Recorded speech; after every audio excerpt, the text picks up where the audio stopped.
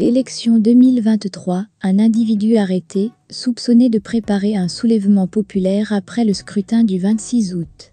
Pour plus d'informations sur ce sujet, retrouvez-nous après le générique.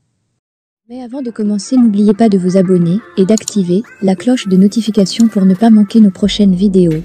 Bon visionnage.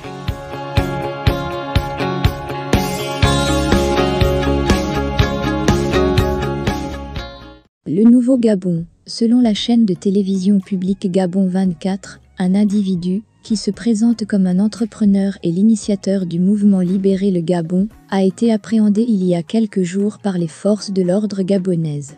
Il est soupçonné d'avoir planifié des actes de violence, dans le but de créer un soulèvement populaire au soir des élections générales, présidentielles, législatives et locales, prévues le 26 août prochain dans le pays, avec l'appui d'activistes de la diaspora, selon la même source. Notre objectif était de faire un soulèvement dans toutes les villes du Gabon. La diaspora gabonaise de l'étranger, qui était déjà dans le mouvement, voulait à tout prix voir tomber le système, a déclaré l'homme qui s'exprime à visage découvert dans un reportage diffusé sur Gabon 24 mardi 22 août. Le ministère de l'Intérieur, dont l'une des missions est de garantir la sécurité des personnes et des biens, n'a fait aucune communication officielle sur cette interpellation. Le 25 juillet dernier, le procureur général de la République près le tribunal de Libreville, André-Patrick Ropona, a rappelé aux populations que les auteurs, complices et instigateurs d'actes répréhensibles s'exposent à des poursuites judiciaires et à de lourdes sanctions pénales, conformément à la loi.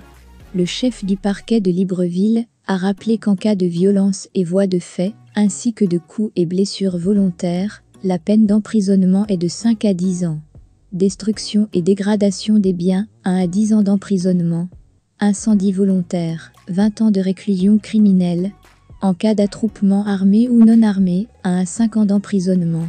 Provocation ou incitation directe à un attroupement non armé, soit par discours proféré publiquement, soit par écrit ou imprimé distribué, 1 an d'emprisonnement, a-t-il ajouté.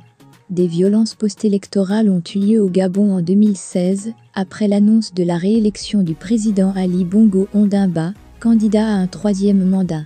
Pour éviter de reproduire ce scénario, le gouvernement a lancé, en fin d'année dernière, l'initiative Zéro Casse en 2023, afin de prévenir d'éventuelles violences à l'occasion du triple scrutin que le pays organise pour la première fois samedi prochain.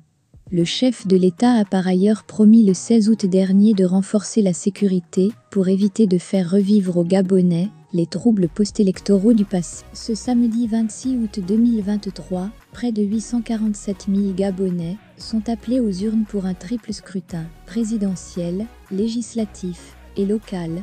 Gabon/élection générale. Les Nations Unies réitèrent leur appel en faveur d'un processus électoral apaisé.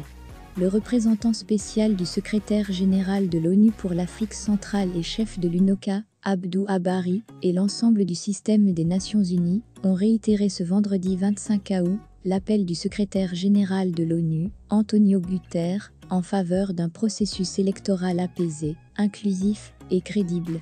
À cet égard, l'ONU met en garde contre toutes les formes d'intimidation, de violence, de violation des droits de l'homme et d'atteinte à la liberté d'expression, et elle rappelle la nécessité d'éviter les discours de haine et décourage tout acte susceptible de constituer une menace à la paix sociale et à la sécurité des personnes et des biens.